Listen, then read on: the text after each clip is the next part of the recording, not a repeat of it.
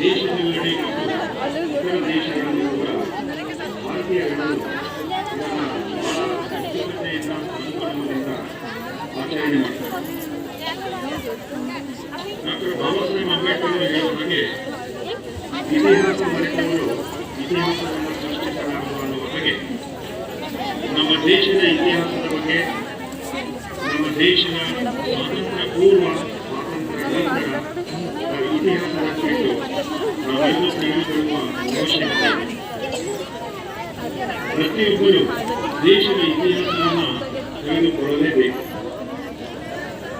ಈ ನಿಟ್ಟಿನಲ್ಲಿ ನಾನು ಭಾರತದ ಸ್ವಾತಂತ್ರ್ಯದ ಕುರಿತು ಪಂದ್ಯಗಳಲ್ಲಿ ಸಂಕ್ಷಿಪ್ತವಾಗಿ ನನ್ನ ಅನಿಸಿಕೆಗಳನ್ನು ಹೇಳಿದ್ದೇನೆ. ಒಂದು,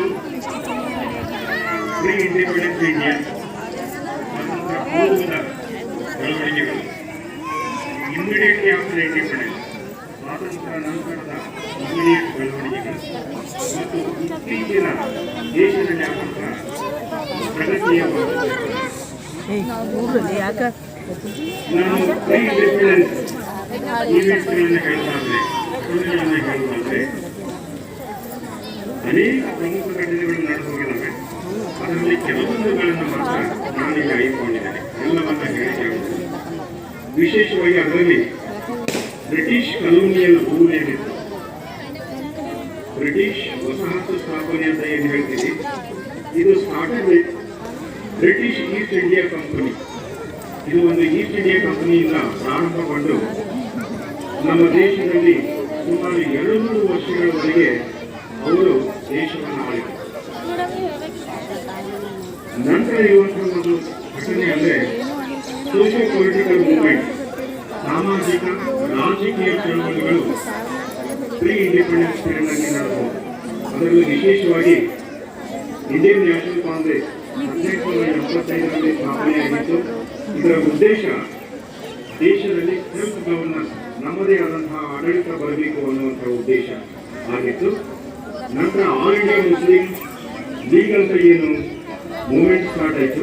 ಇದರ ಉದ್ದೇಶ ಮುಸ್ಲಿಮರ ಆಸಕ್ತಿಗಳನ್ನು ಪ್ರತಿನಿಧಿಸುವಲ್ಲಿ ಹೆಚ್ಚಿನ ಮಹತ್ವವನ್ನು ತೋರಿದೆ. ನಂತರ ಆದಂತಹ ಘಟನೆ ಇಂಡಿಯನ್ ಇಂಡಿಪೆಂಡೆನ್ಸ್ ಮೂವ್ಮೆಂಟ್ ಅಂತ, ಅಂದರೆ ಸ್ವಾತಂತ್ರ್ಯ ಚಳವಳಿ ಒಂದು ಘಟ್ಟ ಬರ್ತದೆ. ಇದರಲ್ಲಿ ಪ್ರಮುಖ ಪಾತ್ರಗಳು ಅಥವಾ ರೋಲ್ ಅಂತ ಏನು ಹೇಳ್ತೀವಿ, ಫಸ್ಟಿಗೆ ಬರೋದು ಮಹಾತ್ಮ ಗಾಂಧೀಜಿಯವರು, ಜವಾಹರ್ಲಾಲ್ ನೆಹರು ಅವರು, ಸುಭಾಷ್ ಚಂದ್ರ ಬೋಸ್ ಅವರು, ಆಮೇಲೆ ಆಜಾದ್ ಚಂದ್ರಶೇಖರ್ ಅವರು, ಭಗತ್ ಸಿಂಗ್ ಅವರು, ಈಗ ಅನೇಕರು ತಮ್ಮ ಪಾತ್ರವನ್ನು ನಿರ್ವಹಿಸಿದ್ದಾರೆ. ಇವರು ಅನೇಕ ಕಾರ್ಯಕ್ರಮಗಳ ಮೂಲಕ ಸ್ವಾತಂತ್ರ್ಯಕ್ಕಾಗಿ ಹೋರಾಟ ಮಾಡ್ತಾರೆ.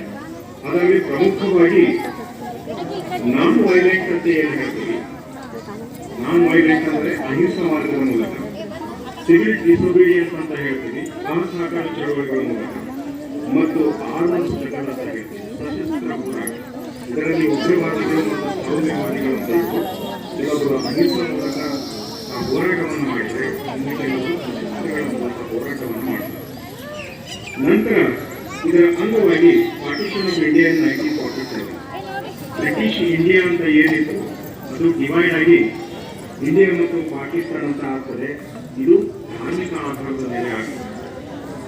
ಇದರಿಂದ ಏನಾಗ್ತದೆ, ದೇಶದಲ್ಲಿ ಅನೇಕ ವೈಲೆನ್ಸ್ ಆಗ್ತದೆ, ಹಿಂಸೆಗಳಾಗ್ತವೆ, ಜನರು ಸ್ಥಳಾಂತರ